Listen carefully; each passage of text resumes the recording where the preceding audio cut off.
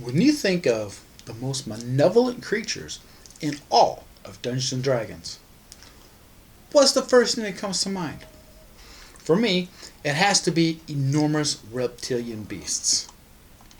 But today, I'm not going to be talking about dragons or the basilisks. Greetings to everyone out there in the YouTube multiverse. Right here. Today's featured monster is one that's been documented in D&D since the 1983 printing of the first edition Monster Manual 2.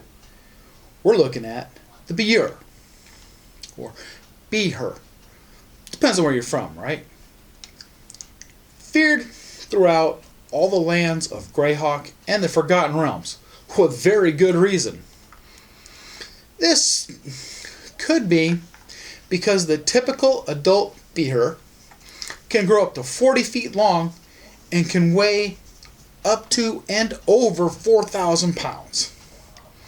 Now, some tomes out there have even stated that there was once an ancient Behir, which grew to a massive 60 feet in length. Now, wow, 60 feet in length. Can you just imagine seeing that for a moment? Like, say you're on an adventure for whatever reason. Here you are, out on a mission, trying to find a mage in some distant hillside somewhere. Think about it. Here you are, you're coming around a corner of a large, jagged, rocky outcropping. Standing there, feasting on its freshly killed boar lunch. You see something that can only be described as a wingless dragon with a massive head and its scales electrically charged and shimmering. Varied shades of dark blue with an underbelly that is either tan or sky blue in color. Two very large black horns curving backwards across his head, with other large horns scaled backwards like a shield in battle. Sharp teeth that can rip the head clean off of a fire giant, or maybe something just as large or larger. On each of its 12 legs, it has 3 taloned toes. Each of these talons are razor sharp, very similar to that of a velociraptor. At this point, you're very unsure if it has heard you, seen you, or has even smelt you coming up on it. You stand there frozen in awe of its stunning presence.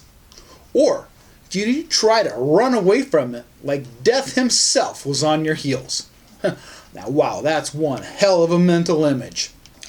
The best way to describe the temperament of the Behir is to say, cross an alligator with a tiger shark. After you toss in a wounded boar at frenzy time, then you've got the Behir. They have a very ferocious appetite, similar to that of a dragon, but that's as far as it goes. For dragons and Behirs have a severe hatred for one another, and they are very territorial. If a dragon was to move into its area, the Behir would go out of its way to hunt down and kill all food sources in the area and make sure that the dragon's life was extremely miserable and it'd have to go a far distance just to get anything to eat. That's a good way to drive a dragon off, right? This is but only one tactic that the Behir would use in this kind of a situation. This would be a statement like, "This is my territory. All trespassers will be dealt with extreme prejudice." Did you know that a female Behir can lay up to, say, 4 eggs at a time?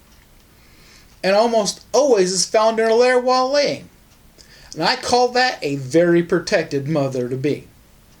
Now, I have read somewhere that some lucky adventurer have reported seeing clutches of Behir eggs amounting up to a dozen or more. It's just speculation, though. These eggs are sought after by thieves' guilds and even powerful overlords, specifically for the raising of the young as a very, very intimidating source of a guard animal. They stand watch over their young for up to 2 years, providing them with fresh meat and training them to hunt. Like most reptilian creatures, the Behir stay away from your colder climates, with the exception of a white dragon. They prefer to live in temperate or tropical biomes, and have been known to also live in deserts and jungles.